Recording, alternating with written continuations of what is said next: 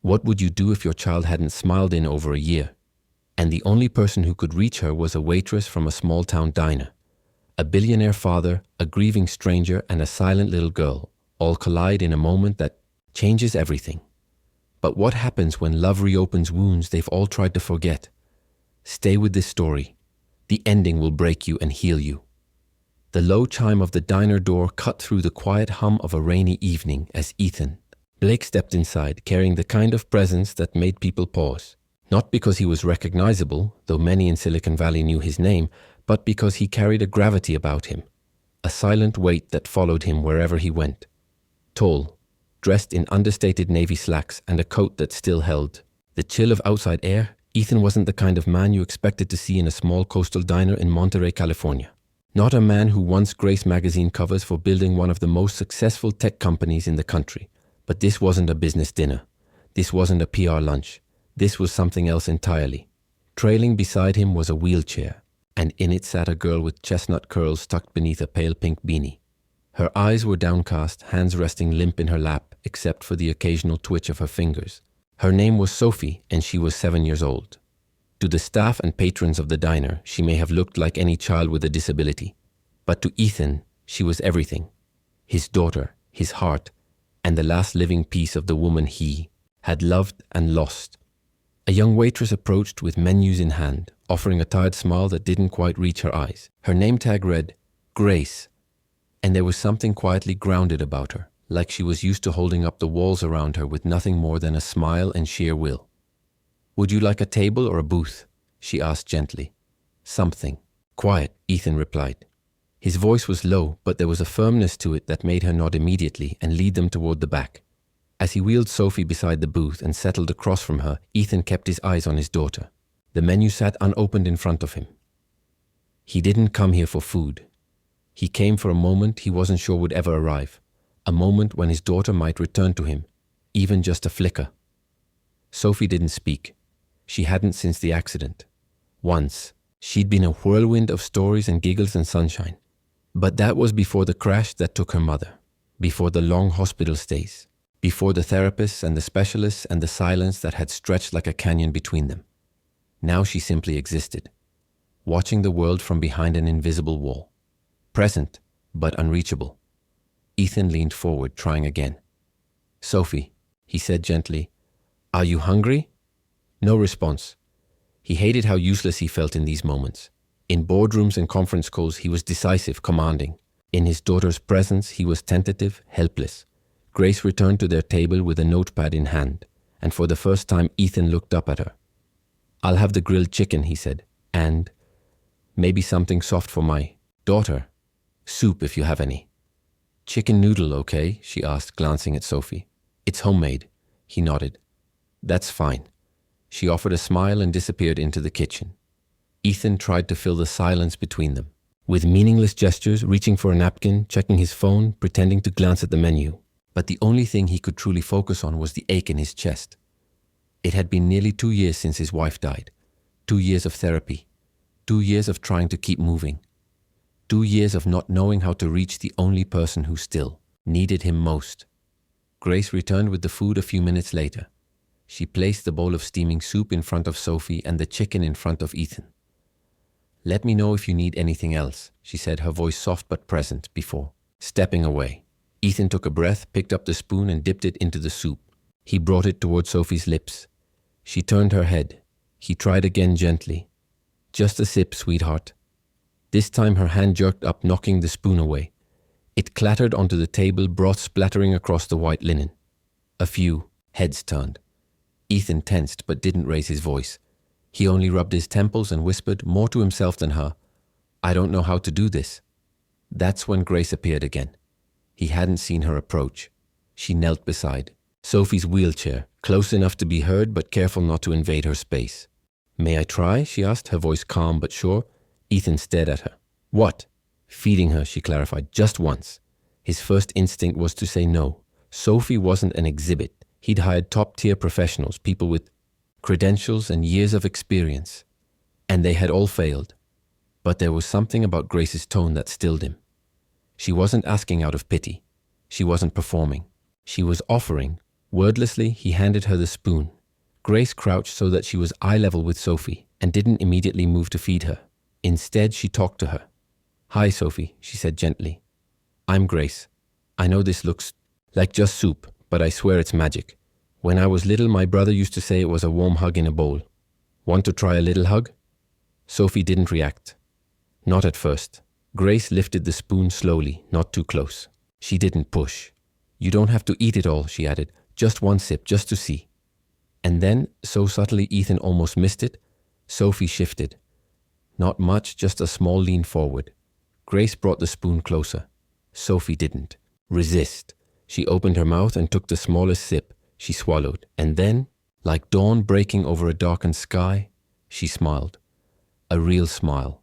Soft and fleeting, but real. Ethan's heart stopped. It was the first smile he'd seen on her face in over a year. Something loosened in his chest. Something long frozen. He looked at Grace, who still knelt by his daughter, her eyes gentle, her face composed but glowing with something pure. "How did you do that?" he asked, his voice cracking. Grace looked up at him. "I didn't do anything," she said simply. "I just saw her." And in that moment, Ethan realized something that would change his life forever. The person who had reached his daughter wasn't a doctor, wasn't a therapist, wasn't a multi-million-dollar expert flown in from New York. It was a waitress, a stranger, a woman with a quiet voice, a kind smile, and a gift he couldn't explain. And for the first time in months, he felt something stir deep inside him. Hope, the kind he had stopped believing in, and he wasn't about to let it disappear. Not again. The morning after Sophie took her first sip of soup and smiled, Ethan couldn't concentrate on anything else. He sat in his office, surrounded by high-end furnishings and floor-to-ceiling windows overlooking the Pacific. But none of it felt important. His inbox overflowed with partnership proposals, investor updates, board requests. He ignored them all. His thoughts were consumed by the image of his daughter's small lips curving into something so rare, so fragile, it almost didn't seem real. A smile. And not for him. For her. Grace. The waitress. The woman who had entered their lives so unassumingly and in 5 minutes done what no specialist, therapist, or medical expert had managed to do in over a year. Ethan leaned back in his chair, staring at the ceiling. He didn't believe in miracles, not really, but he believed in patterns, in results, in the data that proved whether something worked or didn't. Grace worked. That moment with Sophie wasn't luck. It was something else, something rooted in who she was. He picked up his phone and called Max, his longtime assistant. "I need you to look into someone for me," he said. "Her name's Grace Morgan. She works at a diner in Monterey. Quietly, please." Max didn't question him. Ethan rarely made personal requests, and when he did, there was always a reason. Later that day, the report came back. Grace Morgan, age 26. Originally from Sacramento. Former student at UCLA, majoring in pediatric therapy with a focus on special education. Top of her class. Bright, innovative, deeply respected by faculty. Then 2 years ago, she vanished. No graduation, no degree, no trace of employment related to her field. She left the program without a word and dropped off the radar until, recently resurfacing as a waitress in Monterey. Ethan stared at the screen, piecing together fragments of a puzzle that made less and less sense the more he tried to understand it. A woman with her academic record, her potential, her heart. Why would she walk away from all of it? Why choose a life so far removed from what she was clearly meant for? He didn't wait for logic to catch up to his instincts. That evening, once Sophie had fallen asleep, he drove back to the diner. It was quieter than the night before. A soft jazz tune floated through the speakers, and the scent of warm bread drifted from the kitchen. Grace was clearing plates from a booth near the back, a streak of flour dusting her sleeve, her hair tied up loosely. She looked tired but steady. When she saw Ethan, she froze for half a second, surprised but not alarmed. "You came back," she said, wiping her hands on her apron. "I need to talk to you," he said. His tone was calm but left little room for deflection. She glanced around the diner, then nodded toward the service hallway. "Let's make it quick. I still have tables." They walked to a quiet corner, out of earshot from customers. Ethan wasted no time. "You were incredible with my daughter. You reached her when no one else could. And I know that's not an accident." Grace didn't answer. You studied special education, he continued. At UCLA. Top of your class. You were headed for something extraordinary and then you disappeared. Why? There was a flicker in her eyes, a momentary crack in the armor she wore. I don't know how you got that information, she said slowly. But it doesn't matter. That part of my life is over. It shouldn't be, he said. You're gifted. And Sophie, she needs someone like you. Her expression darkened. You don't know me. I know enough, he said. I know that when you spoke to her, you didn't see a broken child. You saw a person. A little girl. And that's more than most people have done in over a year. Grace looked away, her jaw tightening. You don't understand. Then help me, Ethan said, his voice quieter now. Help me understand. A long silence passed between them. Finally, she sighed. His name was Liam, she said. Her voice was barely more than a whisper. He was my brother. He had Duchenne muscular dystrophy. I spent my entire childhood learning how to care for him. He was everything. My best friend. My purpose. Ethan didn't interrupt. He just listened. I went into special education for him, she continued. I wanted to understand everything. How to help kids like him. How to make his life better. I was obsessed with finding a way to give him more time, more freedom, more joy. Her breath caught. But none of it mattered. One night he got sick. A fever. We thought it was nothing. But within hours he was gone.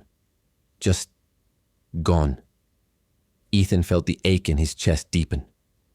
I'm so sorry. Grace looked down at her hands. I was supposed to know what to do. I'd spend years preparing, studying, planning. But when it really mattered, I couldn't save him. I failed him. You didn't fail him, Ethan said gently. But I felt like I did, she replied, meeting his eyes. And I couldn't bear the idea of getting close to another child only to fail again. So I left. I walked away from everything.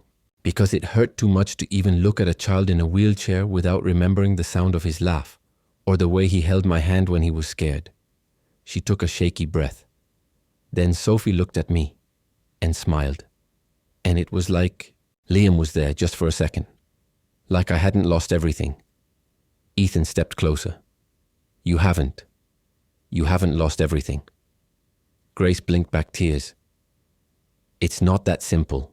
It doesn't have to be, he said. Just come back, just try. I'm not asking you to fix her, just to be there, to help her find her voice again. Grace hesitated. Every part of her wanted to say no. She had spent 2 years building walls around her grief, around her guilt. Letting Sophie in meant risking everything she'd tried to forget. But something inside her, something small and quiet and persistent, whispered, maybe it's time. 1 week, she said finally. That's all I can promise. Ethan nodded. That's all I'm asking. When she arrived at the Blake estate 2 days later, she didn't expect to feel anything. But the moment she stepped inside, something shifted. The house was large, modern, and elegant. But it felt hollow. Sophie's room, though beautifully designed in soft pastels and filled with books and plush toys, felt like a place waiting for life to return. And Sophie herself, curled up in her chair by the window, eyes distant, looked like a girl who had stopped hoping. Grace approached slowly. Hi, Sophie, she said. It's me again. No response. Grace didn't push. She just knelt nearby and opened a picture book. She started to read, her voice soft and steady. And though Sophie never turned to look, her fingers twitched just once at the sound. That night, Grace sat beside her bed and without thinking sang the lullaby she hadn't touched since Liam died. You are my sunshine.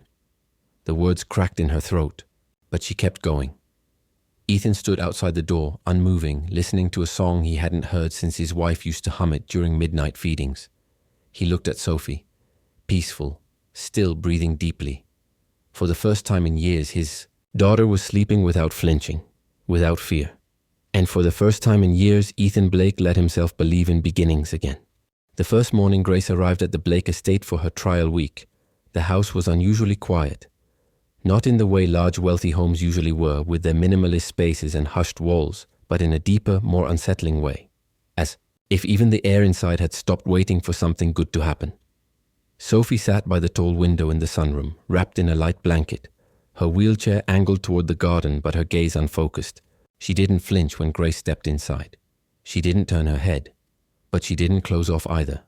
Grace took that as permission. Rather than speak, Grace simply moved to the rug beside her, pulled out a thick sketch pad, and laid down. A set of fresh crayons. No demands, no instructions, just presence. She opened the book to a blank page and began sketching the outline of a wave curling over sand. After a few minutes, she said softly, "Have you ever watched the waves at sunrise, Sophie? They're gentler then, like they're still waking up." Silence.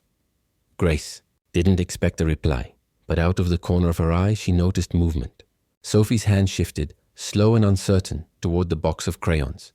Her small fingers hovered over the blue, then carefully picked it up. With trembling control, she dragged a single line across the paper, crooked, imperfect, and achingly. "Beautiful," Grace smiled. "That's a strong wave," she whispered. That small interaction, that one blue stroke, marked the beginning of something neither of them could have anticipated. Each day after that, Grace introduced something new. Never. Too much, never overwhelming. She followed Sophie's rhythms, not her own.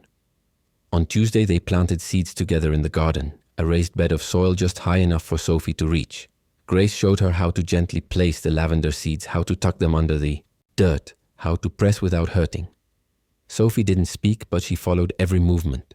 That night, she drew her own version of the garden in her sketchbook. Tiny rows of green marked with little purple dots. On Wednesday, Grace set up a speaker in the playroom and brought out an old ukulele she hadn't touched in years.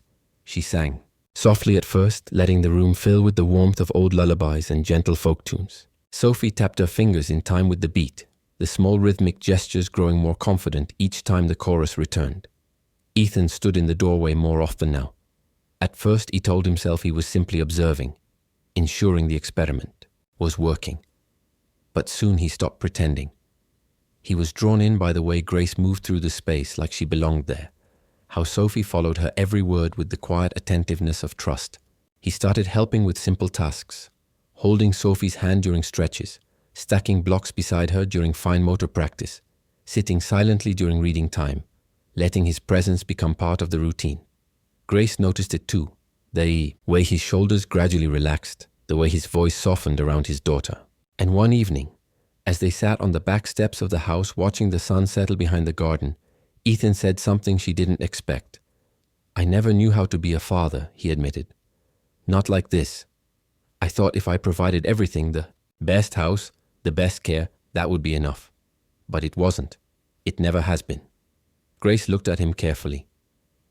"Being present doesn't come naturally to everyone. But that doesn't mean it's too late to learn." Ethan nodded, his gaze still on the horizon. "I want to learn. For her. And maybe for myself." Grace didn't answer, but something shifted in her chest. On Thursday, Grace brought up an idea she had been hesitant to suggest before. "Have you ever thought of trying sign language with her?" she asked Ethan after dinner. He looked up from the dishes they were washing together. "You think she'd pick it up? She's communicating in so many ways already. Through art, through rhythm, through movement. Sign language could be a bridge, especially if spoken words still feel too big."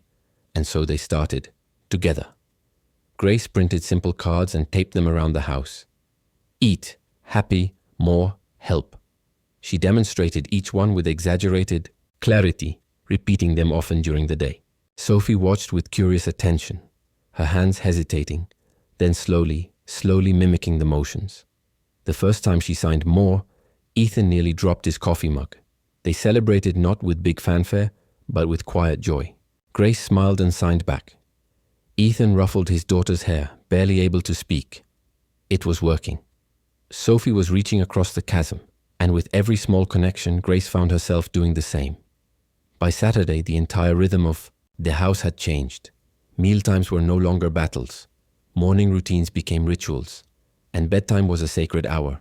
Books, lullabies, soft lighting, and Sophie's hand gripping Grace's sleeve just a little tighter each night. That afternoon, as they sat outside painting small ceramic pots for their new seedlings, Grace glanced at Ethan. He was focused, carefully painting a sunflower with thick yellow strokes, his expression unguarded, childlike. She realized then how much he had changed in just a few days. He didn't just want Sophie to grow. He was growing too, You don't have to be here all the time, she said quietly. I do, he answered without hesitation. She looked up. Why? Because I should have been here a long time ago. That answer settled between them like the breeze moving through the garden. Honest, heavy, healing. And then that evening, after a story, after lullabies, after another quiet victory, Sophie whispered a word. Home. It came so softly Grace thought she imagined it. She looked at Sophie, whose head was resting on her pillow, her eyes half closed but unmistakably awake. Ethan, who had been sitting beside the bed, froze. What did you say? Sophie turned to him, reached for his hand and repeated it. Home. Grace felt her heart fracture and heal all at once. That single word, small, fragile and unprompted, carried a world inside it, because it wasn't just a word, it was a declaration, a place, a feeling, a promise. Later that night, Grace sat on the couch, alone, the quiet of the house settling around her. She should have felt satisfied. She should have been relieved. This was what she had feared and craved all at once, to matter again. But instead, she felt something else entirely. She was falling into something tender and terrifying, into this house, this child, this man, and she didn't know how much longer. She could pretend that 1 week would ever be enough. It happened quietly, like most things that change us do. One evening, after a long day spent helping Sophie practice her signs and gently guiding her through a set of mobility exercises, Grace and Ethan found themselves alone in the garden. The sun was sinking behind the cypress trees, casting a golden light across the yard, and Sophie was already asleep upstairs, her favorite sketchbook tucked beneath her pillow. They sat on the back steps, the space between them warm with the kind of comfort that grows in silence. Grace cradled a cup of tea between her hands, her thumb tracing the rim of the mug. Ethan leaned back, his elbows resting on his knees, watching the horizon as though afraid to look directly at her. Neither of them spoke at first. Then quietly Ethan said, I never imagined peace could feel like this. Grace looked at him, her eyes soft. What does it feel like? He paused. Like I'm not pretending anymore. He turned to face her. His gaze wasn't intense or dramatic, it was honest. I've been pretending for a long time, he said. Pretending I was strong, that Sophie was fine, that I could carry everything without breaking. And then you walked into our lives and, suddenly, things didn't feel impossible. Grace felt her chest tighten. Her instinct was to smile, to deflect, to soften the moment. But something in Ethan's voice told her this wasn't a conversation she could hide from. You've changed her life, Grace, he added. But you've changed mine too. And then without a signal, without planning or words, he leaned. In their lips met, not in a rush or a burst of passion, but in a quiet, deliberate moment of closeness. His hand found hers, fingers tentative at first, then firmer, like someone reaching across a chasm he'd been afraid to cross for far too long. For one suspended second, Grace let herself feel it. The warmth of his touch, the safety of his presence, the terrifying, thrilling possibility that she was no longer running from her pain, but towards something that might actually heal it. But then just as quickly she pulled away. Her breath was shaky. Her hands trembled. I can't, she whispered. Ethan's brow furrowed, confused. Grace, she stood abruptly, backing away. I'm sorry. I shouldn't have let that happen. He rose slowly, keeping his distance. You didn't let it happen. We both did. Grace shook her head, the edges of her composure fraying. That's exactly the problem. He stepped closer, carefully. Talk to me, please.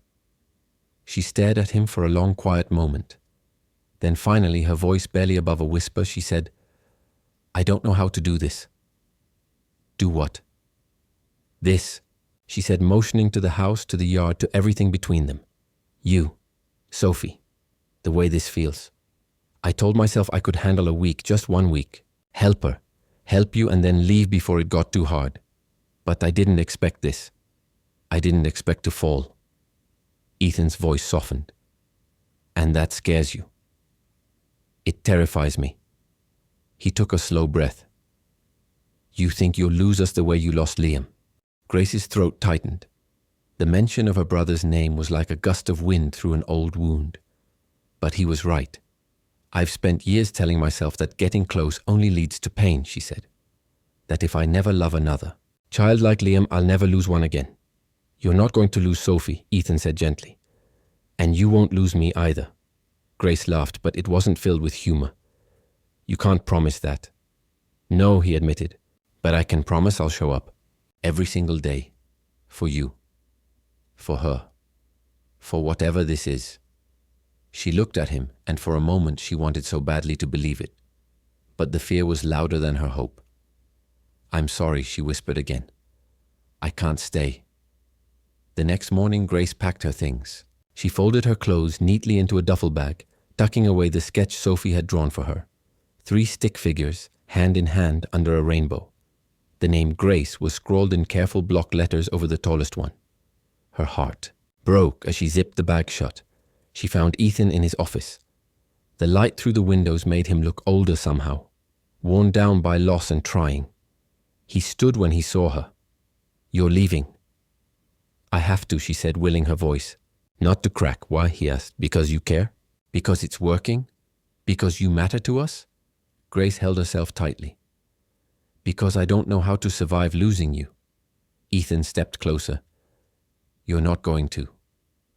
But what if I do, she said, and this time the tears spilled. What if this all falls apart and I'm left holding another memory I can't breathe through? He was quiet for a long time. Then softly he asked, what about Sophie? That undid her. I love her, she admitted. I love her so much it hurts, but she'll be okay. Ethan shook his head. No, she won't. She trusted you. You gave her a piece of her childhood back. If you walk away now, you're telling her that closeness always ends in loss, that people leave even when you open up. Is that what you want to teach her? I'm not her mother, Grace said. I'm not asking you to be. I'm asking you not to vanish. She hesitated. The right thing to do had never felt so wrong. But still she turned and walked away. 3 days passed. Sophie stopped smiling, stopped signing, stopped eating.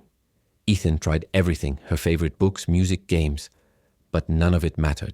The light that had flickered so brightly inside her was dimming again, and this time he felt powerless in a way he hadn't since the accident. Late one night he found her curled on the couch, silent tears streaking down her cheeks. When he sat beside her and whispered her name, she barely moved, but then she looked up, her voice brittle and small. Where's Grace?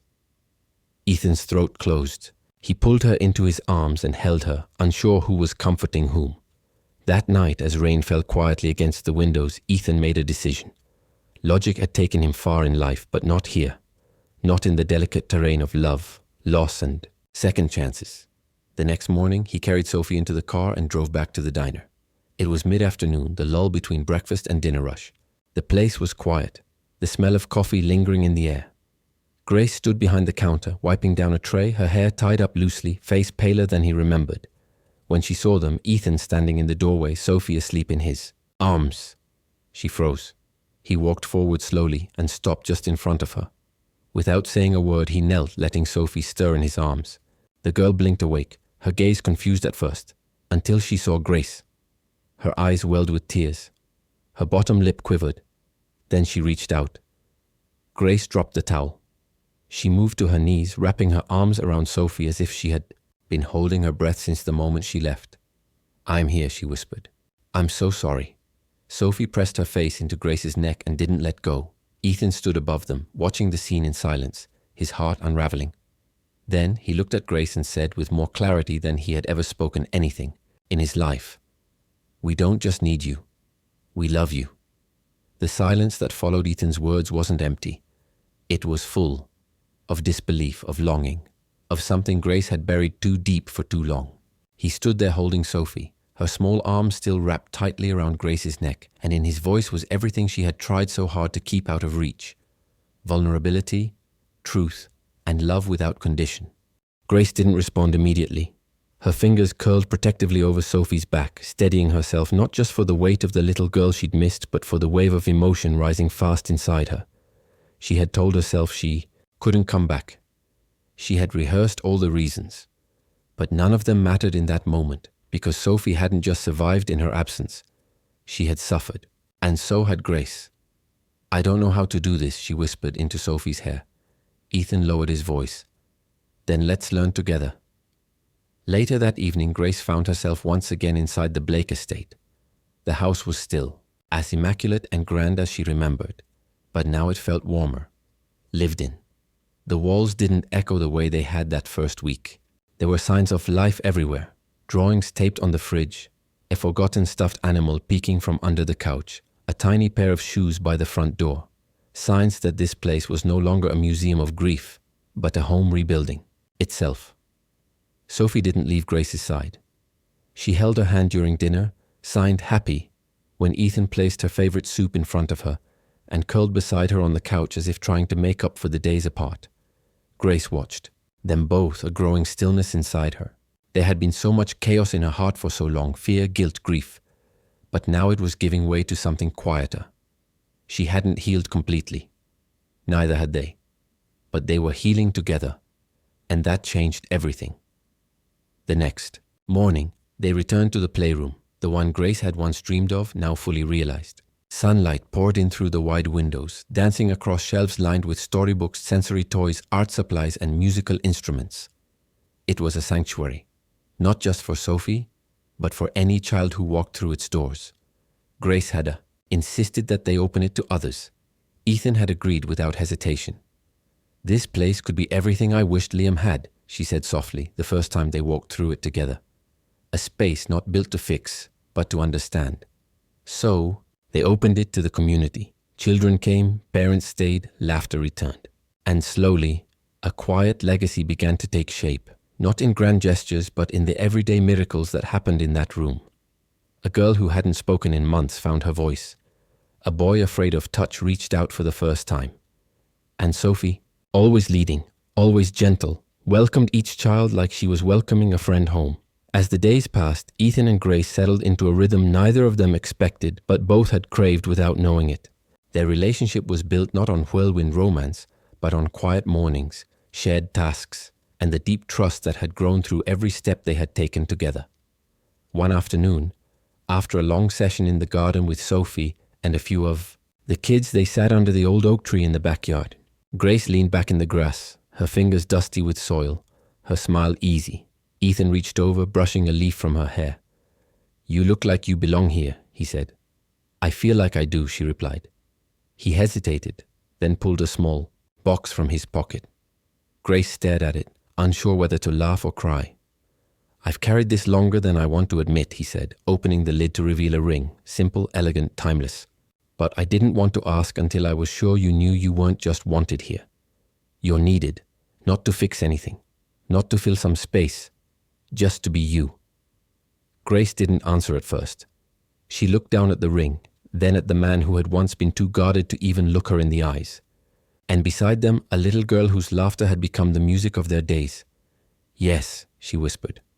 The wedding was small, intimate, held under the same oak tree, with only a few friends and neighbors gathered. Sophie stood between them, a flower crown slipping down her forehead, beaming with a joy that needed no translation. When the officiant asked Grace if she took Ethan's hand, Sophie shouted, "She does," with unrestrained delight. They all laughed, and in that laughter was the fullness of everything they had endured and everything they had found. Months passed. Seasons shifted. Ethan no longer spent his mornings in boardrooms. He helped in the playroom, learned how to braid Sophie's hair, and taught her how to count stars before bedtime. Grace worked with children again, not because she owed anyone anything, but because it made her feel alive. She no longer ran from Liam's memory. She carried him gently the way one carries a lantern, something that lights the path ahead rather than dragging behind like a chain. And Sophie ran. She didn't just walk, she ran. Her steps were clumsy, uneven, and joyously determined. Her laughter echoed through the halls of the home that had once known only silence. She told stories, drew pictures, sang songs. Sometimes, when Grace tucked her in at night, she'd whisper, "I missed you when you were gone." And Grace would hold her a little tighter, promising she wasn't going anywhere. One night, as they stood on the porch watching Sophie chase fireflies in the yard, Grace turned to Ethan and said, "We're not the same people we were when we met." "No," he said, his voice steady. "We're better," she nodded. "And still healing." "That's what makes us strong," he replied. Grace leaned into him, her hand finding his. "This us. It's not what I imagined love would be." "What did you imagine?" she smiled. "Something more perfect, something easier, but I think this is better." He kissed her forehead. Because it's real. She didn't respond, just rested her head against his chest, listening to the steady rhythm of his heart, and beyond that, the sound of Sophie's laughter dancing across the dark. They weren't perfect. They were something more enduring. They were a family, not built from blood, but from the quiet choices they had made again and again, to stay, to try, to forgive, to believe. And that was more than enough, because sometimes the greatest love stories don't begin with fireworks or grand declarations. They begin in silence, in broken places, in second chances. They begin when one person chooses to stay and another dares to trust that they won't leave. And for Ethan, Grace, and Sophie, that choice changed everything, forever. The lesson is simple but powerful. Healing doesn't always happen through grand gestures. It often begins with the courage to stay, the willingness to be vulnerable, and the decision to love even when it's terrifying. In a world moving too fast, this story reminds us that presence, patience, and connection can mend what we think is permanently broken. Whether you're a parent, a partner, a friend, or someone learning to heal, this story is for you. What do you think about Ethan and Grace's journey? Do you believe second chances like this are possible in real life? Share your thoughts in the comments so we can all reflect together. And if this story moved you, don't forget to like, share, and subscribe to our channel. Your support keeps us going and helps us bring more heartfelt stories like this to life.